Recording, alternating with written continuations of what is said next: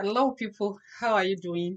Good morning, good afternoon, good evening, from wherever you're watching me. Yes, yesterday we started a series. Actually, I'm rounding it up today. Yeah, we are still in the palace of Oba Enitan Ogunwusi, Jaja the second, the Ooniofife. Mm-hmm. Yeah, so that's him. We talked yesterday. We spoke about we discussed his wives. I told you he has a lot of them in his heaven and he's still counting. Okay, so and yesterday we talked about his first wife, the one he actually married to in his the wife of his youth. We talked about, I will put the link to the video here in case you've not seen it. We talked about when he came to this on the throne and he had to marry because he came in as a single man. All right. So he married uh Wura Olaotiti. That one left. Naomi came in. Naomi left. We talked about Madam Fadojutimi. We talked about Runke and all that and all that. So today, I don't want to bore you again with what we discussed yesterday. I will just put the link to the video in the description of this one so that you can visit it if you have not. So today, I'm going to continue. Have you subscribed? Yep. Have you? Okay, thank you. All right. So today I'm going to, um hmm, something came to my word. Let me leave it for now. All right. So we'll be talking about the other women that are in his life. And today I'm going to begin with actually the very ones you you know of, right? I'm going to begin with Ashley. All right, you are familiar with Ashley. When Naomi left, actually Ashley was the one that came on the social media and began to announce herself that okay, she's Yayaba and all that and all that. She got a lot of backlashes then. People were like, okay, why don't you allow the king to, announce you himself, right? It's only proper for for the man to be the one that will say, hey, okay, this is this is my new wife. It's not for the woman, at least in our own culture. I mean, it's not in our own culture for the woman to come out and say, okay, I'm now the queen. I'm now the ayaba and all that and all that. So that's Ashley, and she too, she used to be, all right, a social media person. She's so much too on the social media. So and but of recent, she has kind of taken herself off the social media. All right. The reason for that we cannot say. Some people said it was Kabesi that told her to shut down her social media account. I wouldn't know why. Maybe Kabesi is feeling that okay, social media is not helping the throne. We don't know. Ashley is an accountant. She was based in London before. She was, doing it back and forth until she came, I mean, to relocate to Nigeria. She has been in Kabiyesi's life before he ascended the throne too. She's a mother of one. I told you yesterday that the age, I mean the age Naomi had all about these people is that a lot of them are, single moms. So, and it is said that if because Ashley herself, she's a princess of Ife, she's a blue blood too. So, uh, the custom, they said, dictates that the king will not marry, will not make someone who had had a child by another man the queen.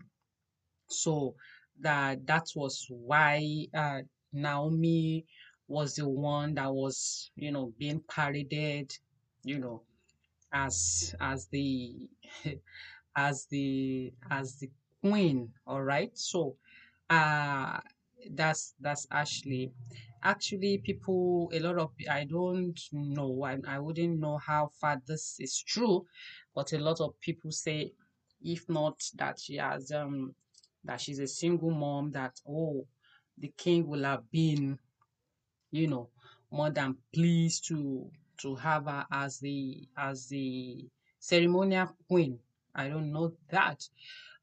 So another one we look at is this lady, that's Princess Temitope Adeshegun. She too, she's there. She's she's in Ooni's haven too, and all this a lot of these women, their credentials are really, really, really intimidating. This one has Oxford to her name, Cambridge, Harvard, and all that. She used to be a personal assistant to the former governor of Lagos State.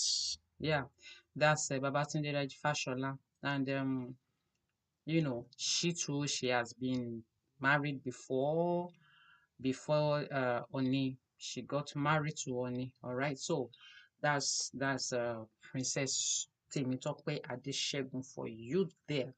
And then I'm going to be showing you another wife of the king.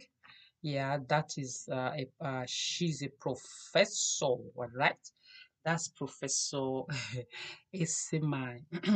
Professor Asimai, she doubles. I told you yesterday that she doubles as the personal physician of Kabisi. She's a cerebral professor of health from Oba Enitan University, Ile-Ife there. And yeah, she's a physician consultant on public health. So she lost her husband. This one, she's a widow. Mm-hmm. Lost her husband sometimes ago, and she's now on his wife, and also his personal physician. How cool is that, to have your wife as your personal physician? Yeah, there is that's she's 65 years old. All right. Okay, there is another lady there. They call her Olori Lola. Not much is said about her. She too, she's there too. So there was a time there was speculation that she was pregnant for Ooni. Could she be the one that had the last baby? The one that just turned one? I will find out. Because there was rumor that she was pregnant. I mean, the Olori Lola, she's nothing much is said about her. So maybe she's the one. All right, so people, yeah, to Kabiyesi now. I think because as it were, if if a woman that's already have a baby by another man cannot be the queen of Ife, the ceremonial queen, then that means, that's why I say still counting. That means the king will still go out there to source for another another Olori now, okay? So what that means is that we've not had the last of the wives of the number of wives the Ooni will have eventually. So we're still counting. Is less than 50. All right, it's not yet 50. And we will have loved a situation where that place will have been more, you know, there will have been more decorum in the area of women. As regards women, although an Oba can marry many wives, but then we're getting civilized and all that, because there are a lot of things that they used to do in those days that they don't do anymore. I'm going to be discussing a core culture. I've discussed it on my Yoruba channel. I'm going to discuss it here, on this channel too. There's a core culture that surrounds uh, someone being made the king in Yoruba land. Okay, a lot of those cultures has been relegated to the background. I don't know if they still do them. That's why I want to do that video on my Yoruba channel. I asked, do they still do it? I'm still going to discuss it here during maybe next week. So, if they are relegating all those cultures to the background, I don't see why the area of gathering women should not be looked into too. It's not compulsory that a king must have more than more than one wife.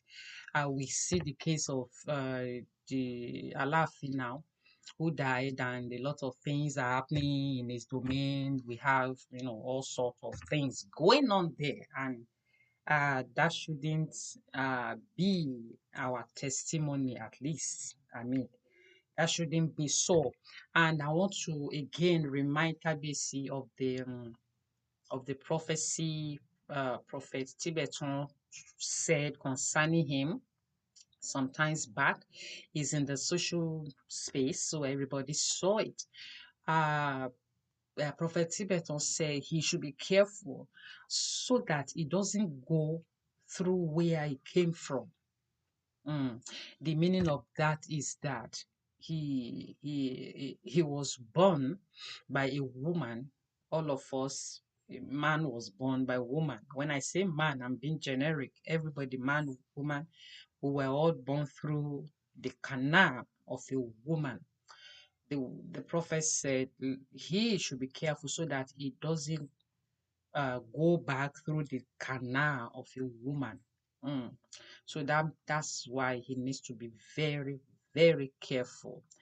All right, people, what are your thoughts? What do you think about this arrangement? Apparently, all these women were already in his life before before he became the king. Yeah, they were. Like I like I keep saying, the only age Naomi had over all of them was that she has not been married before. Mm-hmm. I basically it was her first husband. All right, people. Let me know your thoughts. What do you think? What are your advice to Kabiyesi himself? Because I know you will see some of these things we talk about on the social media. All right, until I come your way again tomorrow. Thank you so much, and I love you so much. And like I said, I'm cooking something. When it is done, we'll eat it together. All right. Thank you so much. I love you. Please keep safe. God bless you.